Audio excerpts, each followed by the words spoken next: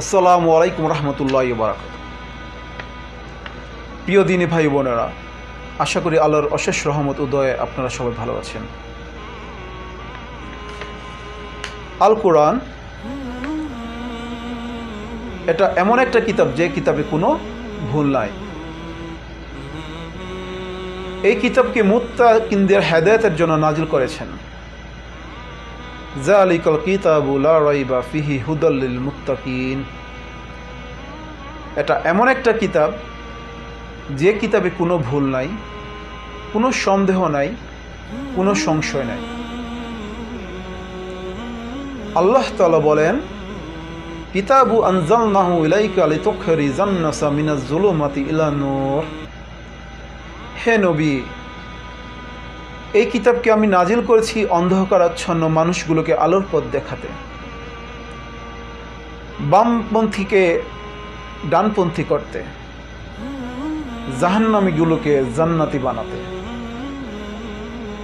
এই কিতাব যদি পড়ো, সে মানুষের মতো মানুষ হয়। ওই মানুষ কখনো অন্যায় কাজ করতে পারে না। এই কিতাবের শিক্ষাকে যে নিজের মধ্যে ধারণ করে, সে কখনো মিথ্যা বলে না, মা বাবার সাথে বেয়াদবি করে না, এরা মানুষের কখনো কোনো ক্ষতি করে না। এরা সবসময় কল্যাণের পথে এবং কল্যাণের পক্ষে, এরা মানবতার পক্ষে। এরাই হচ্ছে আলোকিত মানুষ। মানুষ হওয়া পৃথিবীতে অনেক কঠিন, তাই আমাদের মানুষ হতে হবে, মানুষ বানাতে হবে। কোরআন পড়লে মানুষের মতো মানুষ হওয়া যায়। কোরআন পড়া যেমন সওয়াবের কাজ, ঠিক তেমনি কোরআন শোনাও সওয়াবের। কোরআন শুনলে আল্লাহর রহমত নাজিল করেন। আল্লাহ বলেন, যখন কোরআন তেলাওয়াত করা হয়, মনোযোগ দিয়ে শুনো। আমি আজকে সূরাতুল আর রহমান থেকে কিছু কথা বলবো। ফাবিআই আলাই রাব্বিকুমা তুকাজ্জিবান। আমার কোন কোন নেয়ামতকে তোমরা অস্বীকার করবে। এই আয়াত আল্লাহ সুবহানাহু ওয়া তাআলা 31 বার উল্লেখ করেছেন, কারণ এটার তাৎপর্য অনেক বেশি। যে জিনিস যত গুরুত্বপূর্ণ, এটা বারবার বলতে হয়।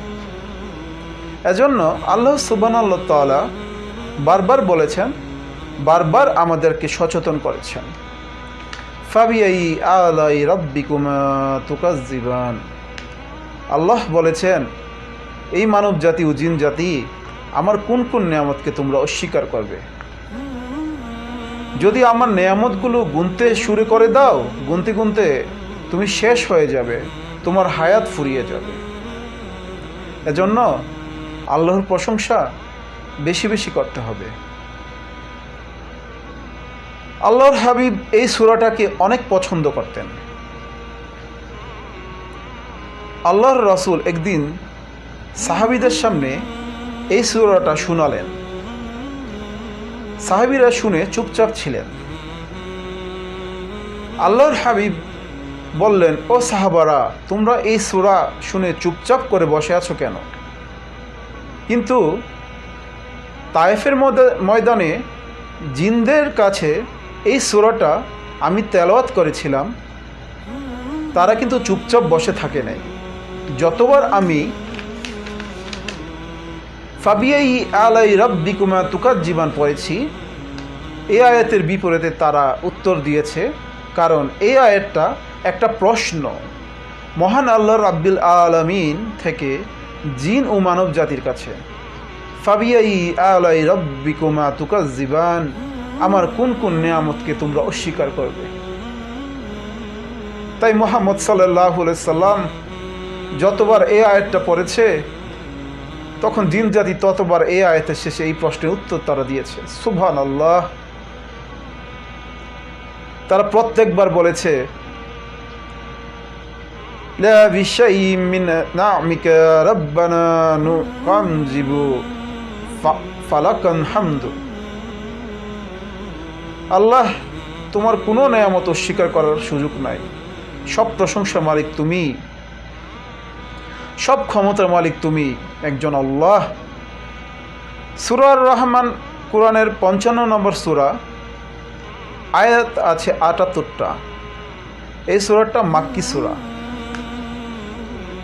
আল্লাহর হাবিব বলেন, সবার একটা নববধূ আছে, কোরআনেরও একটা নববধূ আছে, সেটা হলো সূরা আর রহমান। নববধূকে যেমনি সাজানো হয় ঠিক তেমনি আল্লাহ তাআলা এই দুনিয়াকে আমাদের কী কী নেয়ামত দিয়েছেন, আবার কী কী নেয়ামত জান্নাতে গেলে দিবেন, তার সব কিছু এই সূরায় বর্ণনা করে উজাড় করে সাজিয়েছেন। তাই প্রিয় দিনী ভাই ও বোনেরা, আমরা সবাই আল্লাহর নিয়ামতকে বেশি বেশি করে আমাদের অন্তরে গেঁথে নিতে পারি। আল্লাহ সুবহানাহু ওয়া তাআলা আমাদের বেশি বেশি আমল করার তৌফিক দান করুন। আমিন। আসসালামু আলাইকুম ওয়া রাহমাতুল্লাহ।